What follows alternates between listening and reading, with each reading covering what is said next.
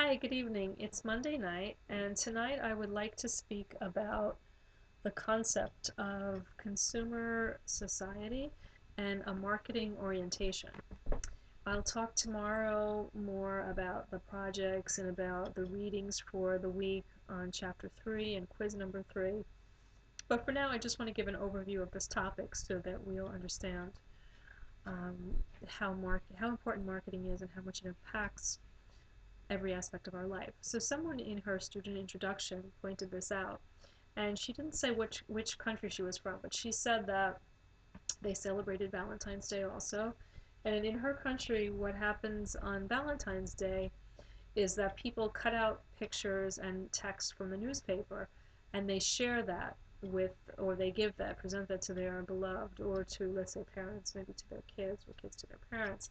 But people don't go out and buy Valentine's cards. And here, she's surprised by how much more obviously commercial it's become, or it is. And so, how do we get to that point where, for example, saying I love you becomes more uh, meaningful, or carries more weight when it is accompanied by a box from Tiffany's? It's somehow viewed as a higher level by people in the consumer society, or it's viewed as something more special, or something more, a higher level of devotion than it would be, for example, if somebody gave a box of chocolate that they bought at Duane Reade.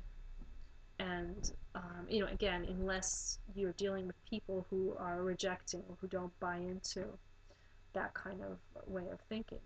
But for the majority, we know, we understand it. We understand that somebody would be excited if they received something from Tiffany's, or that somebody would be thrilled by this idea, and that they would feel like this person has really given them something, has really done something exceptional.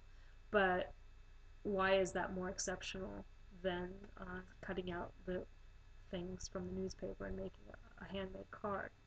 Because again, it involves prestigious brands, it involves money, it involves um, symbols and signs that are recognized and that are traded on the basis of a certain kind of system of meaning in our society.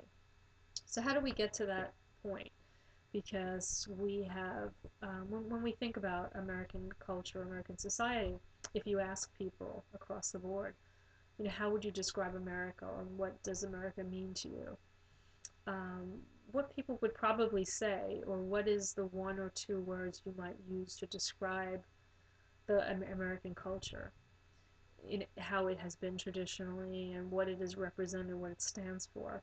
I think if you ask that question, a lot of people would say freedom and independence and individuality, right? That the individual, the importance of the individual.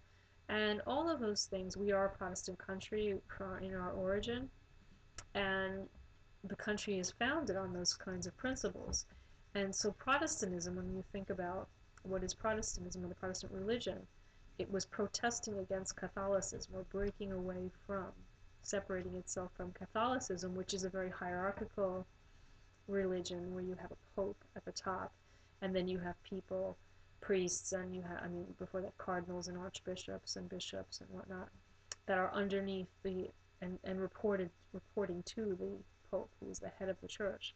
And so it's a hierarchical type of structure, and people that are in that religious group, what distinguishes them from the Protestant, and what makes them in some way closer to Jews or to people who are Muslim or Hindu, is that you have a collective orientation.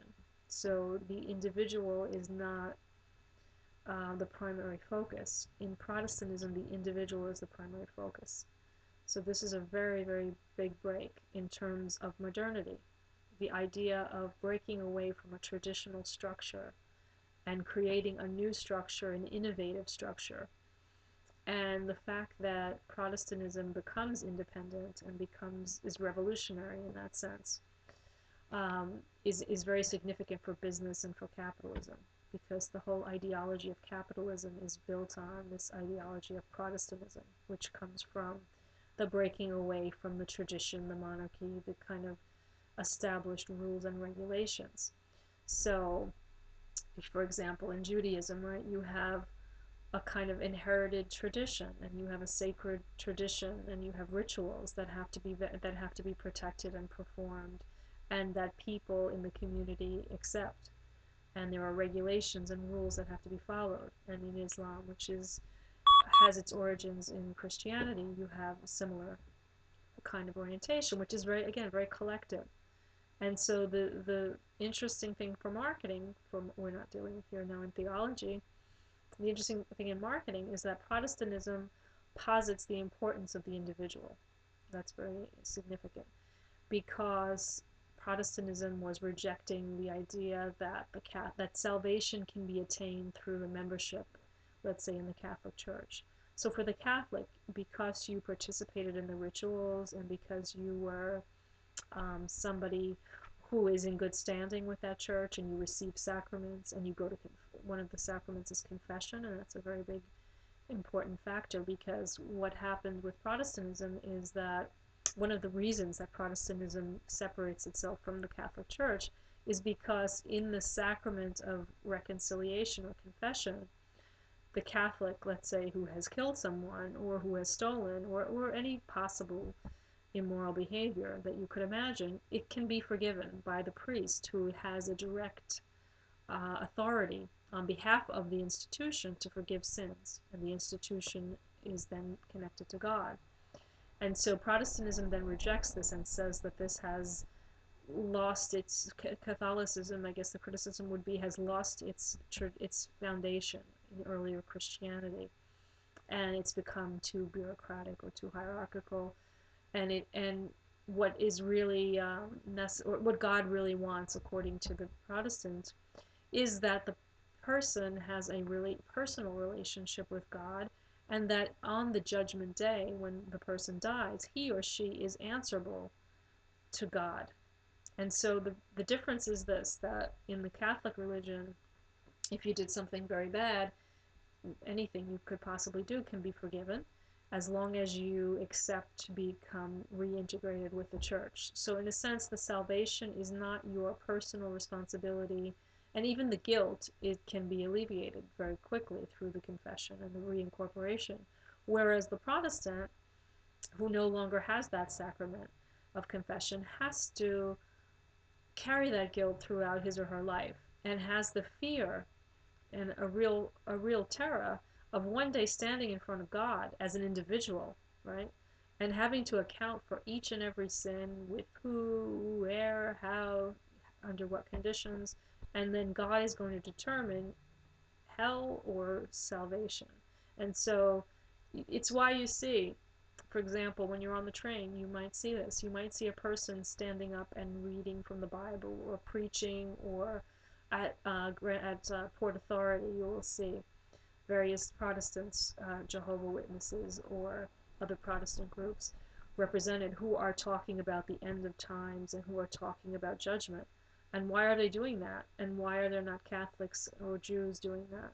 Or why are there not Muslims? Because those systems are enclosed systems that one can operate within, and the answers are found through tradition. Whereas in the Protestant religion, every individual has to find his or her own truth. And therefore, when he's studying, when she's reading the Bible, this idea that maybe that's the key to salvation. And then that person is a good person and wants to share it. And therefore, they are going and spending their time standing out there and trying to convert other people or to convince other people, because there's a belief that you have to accept Jesus personally, right? And if you have to repent and stop the bad behaviors, because you're going to have to explain it to God. Whereas the Catholic doesn't have that belief, or the Jew does not have that particular belief, or doesn't have that kind of outreach mission by and large, because the religion is self-contained and collective. And so that's an understanding of a different orientation. And how does that orientation lead to capitalism and to business and to enterprise? Because what happens, Max Weber argues, is that once the Protestant is severed from Catholicism and from the control of the Catholic Church and from the security that salvation is tied up with practices associated with the Catholic Church, then all of a sudden now the individual is afraid of being condemned. And so one way to avoid condemnation is not to sin. And not how do you not sin? There's a saying, idle hands are the plaything of the devil. So if you're not doing too much, if you're not busy, you might be sinning. And so if you're working all the time and you're not spending your money, but you're reinvesting your money in the business that you're in, enterprise that you're engaged in, Protestants were doing this, and this accumulation of wealth, creates industrialization, creates the industrial movement, capitalism, creates a kind of rational system of investment, of finance, of banking. And all of these things couldn't happen in Italy or France, or couldn't happen with Jews, because these people are too occupied in their ritualistic life or too occupied in their communal issues and couldn't really devote themselves so fully and so completely to rational business, and couldn't, after all, think about the pageantry, the ritual in Catholicism or Hinduism. Think about Carnival in Brazil, or the Mardi Gras. These are all festivities, and these are all kinds of celebrations that go on within the Catholic tradition. The idea that somebody can enjoy, that they can celebrate life, and then they can be forgiven later, and then they can repent, or um, they can live a more spiritual life at different times during the year. And so there are all these allowances for pleasure, for some type of worldly satisfaction, and that doesn't exist in the Protestant religion. In the Protestant religion, you want to avoid temptation. You don't want to have. You don't want to be dancing. You don't want to be listening to music in the old. I'm talking about traditional Protestantism, because all of that could lead to sinful behavior. So you want to just work and go to sleep, come home, have a simple dinner. Don't indulge yourself in any way, and that will keep you on the straight path to salvation. And so what happens, as you can guess, it's not very hard to imagine, is that you get all this accumulation of money. A lot of the old, families in the United States that were very wealthy came from these origins. And what happens then? The children inherit all this money, and maybe they're not as spiritually inclined and as fearful of damnation as their parents were. And so now they start to enjoy life and start to spend some of that money and not just save it, or they start to have a desire for luxury products, or for vacations, or for jets, or for limousines driven by chauffeurs, or for jewelry. So now all of these industries emerge to satisfy this new wealthy class, or people that are aspiring to be part of this wealthy class. Because with industrialization, what you have is the possibility for someone to leave their small town in Idaho, or somewhere that they came from in Europe, to leave that small village or town and to start a new life and to have a new possibility. So that presents a different situation. And how does one know that they're successful? And how does one know that they've arrived, that they've achieved something? Through shopping, through being able to buy consumer products, through being able to send them back home to family members.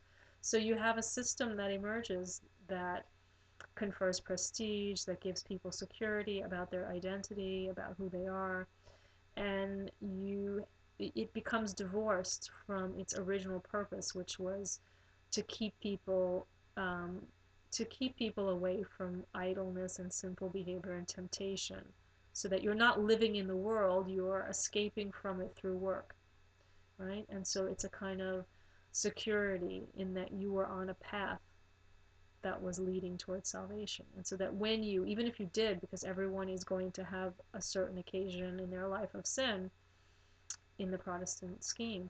And so, yes, of course, you may do something wrong. You may lie. You may do something dishonest. You may be jealous. You may be envious. So let's say you do something like that. You can eventually say to God, yes, I did those things, but I also, for 6 years straight, I was working. I was not enjoying. I was making amends for certain behaviors that maybe I indulged in. And so you can show through your hard work that you were serving God, because again, through the Protestant in the Protestant system, there are no rituals, there are no sacraments. So the only way you can serve God is through prayer and through sacrifice and through a kind of um, avoidance of sin and helping others and doing good for others. So that's also connected to work. If you're doing charity or you're helping to educate people, or you're a kind of preacher that goes to spread the gospel in places in different parts of the world.